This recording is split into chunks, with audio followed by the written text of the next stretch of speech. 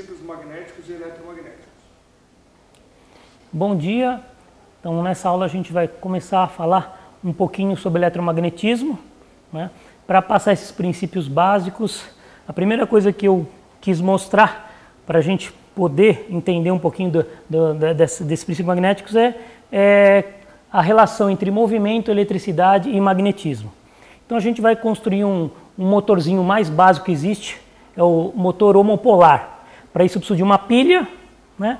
Vou precisar de ímãs, tá? Esses ímãs aqui são aqueles super ímãs, né? No caso aqui eu tirei esses pequenininhos aqui, eu tirei de um driver de CD e os maiores eu tirei de um HD, tá?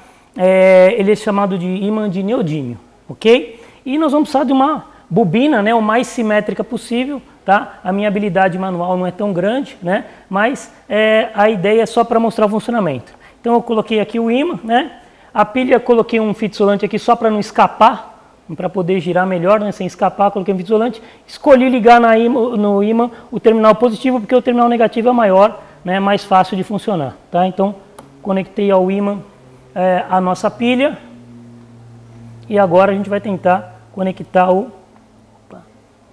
nossa bobina. Opa.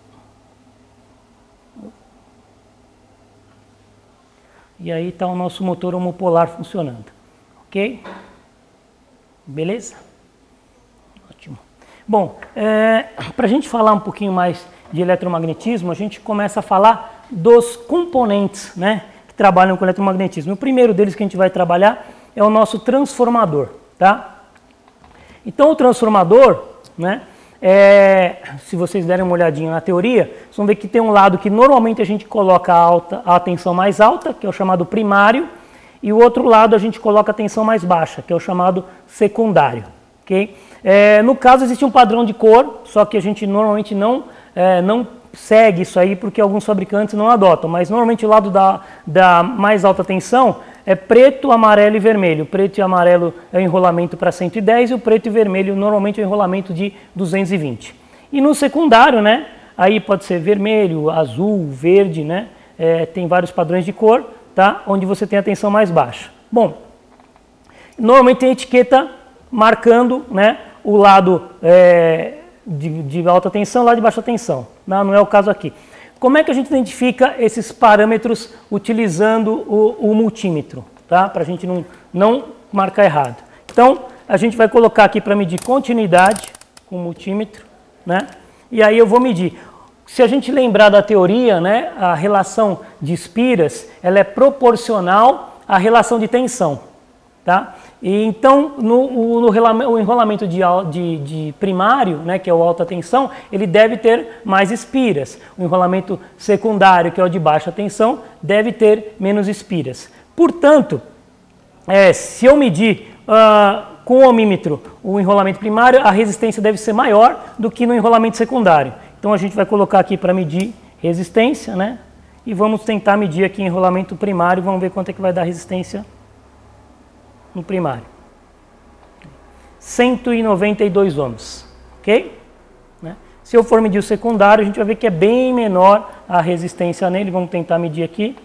Ó, 1 ohm, né? Muito baixinha, ok? Então a gente já sabe que esse lado que tem preto, amarelo e vermelho é o primário e esse lado aqui é o secundário, ok? Então esse é o primeiro ensaio que a gente faz no transformador para a gente poder estar identificando as bobinas, tá? O segundo ensaio que a gente faz no transformador é para medir a tensão em cima dele, ok? Então vamos ligar aí o primário no 110, né? Esse aqui é um transformador de 9 mais 9, portanto as duas pontas 18 volts, né? E de uma ponta, do meio até qualquer ponta, 9 volts, ok? Então a gente vai medir aqui primeiro com o osciloscópio, para a gente dar uma olhadinha.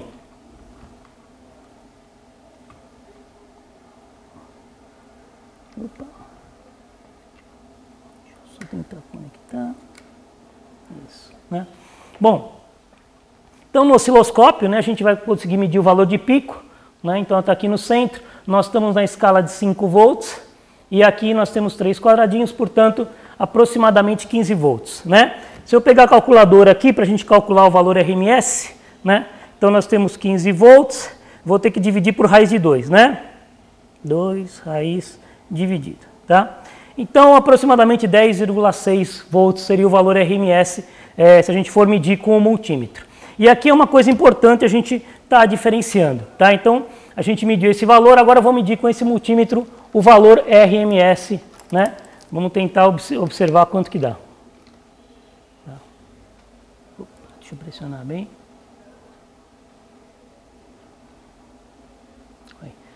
9,7, ok? Então o multímetro azulzinho lá, 9,7 volts. Agora eu vou medir com esse outro aparelho o mesmo valor RMS, vamos ver quanto que eu vou achar.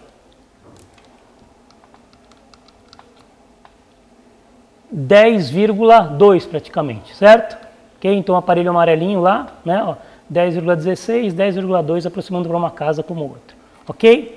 Por que essa diferença? Bom, essa diferença é importante para o técnico conhecer. O técnico tem que saber o que ele está medindo, tá? O que acontece na rede, tá? É que a rede, como a gente tem várias máquinas ligadas, ela acaba gerando ruído na linha. Então, se você for ver aqui no nosso osciloscópio, você vê que a rede não está exatamente 60 Hz. Ela vai variando, tá? A frequência 59, 60, 61. Isso quer dizer o quê? Que a rede tem ruído. Se a gente pegar um multímetro padrão que mede valor RMS, o que vai acontecer? Ele mede o valor RMS da mesma forma que a gente calcula, né? A gente mede o valor aproximado, ou seja, a gente pega o valor de pico e divide por raiz de 2. Só que isso aí só é verdade se você tiver uma onda bonitinha de 60 Hz. Né? Se você tiver uma onda já distorcida, tá? Você tem que usar, na verdade, para fazer o cálculo, a fórmula real do valor RMS, né? RMS root mean square, ou o valor médio quadrático seria a tradução mais correta, que a gente chama de valor eficaz. Para você medir o valor eficaz corretamente, né, você precisa de um aparelho que mede true RMS. Tá? Ou seja, ele mede o RMS a partir da fórmula padrão, que é aquela fórmula de integral, né? O valor RMS, a tensão de RMS, é a raiz quadrada de 1 sobre o período, integral de 0 ao período, tensão ao quadrado, diferencial no tempo. Né? Então, usando essa fórmula é que ele vai, na verdade, calcular o valor RMS. Então, para você fazer uma medição mais apurada, para fazer ensaio de transformador, né, num circuito, e aqui a gente fez em vazio, não tem nada ligado. Se eu ligar um circuito aqui, esse valor vai separar mais ainda. O valor RMS que eu vou medir no azul vai ser bem menor do que eu vou medir no amarelo. Então, esse valor vai caindo. Tá? Então, é importante, se você for medir, ainda mais com um circuito ligado no secundário transformador, utilizar um aparelho que meça o valor True RMS e não somente o valor RMS. Ok? Acho que de princípios magnéticos é isso aí.